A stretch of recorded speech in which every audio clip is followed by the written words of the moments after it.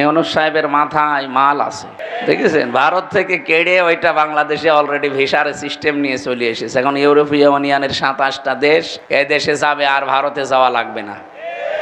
ঠেলা সামলান, কথা কম বলে, কিন্তু কথা একটা বললে মনে করবেন ওইটা বোমা, অ্যাটম বোমা। এই জন্য ওই লোকটাকে রাগাবেন না।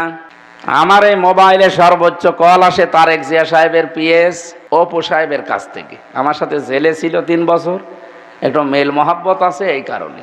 আর ডক্টর ইউনূসের মোবাইলে কল আসে Joe Biden, Hillary Clinton, Tony Blair, Xi সিং জিনপিং, এই সমস্ত জায়গা থেকে। আপনি টের পান খালি গরুর সোনা খেয়ে কাজ হবে?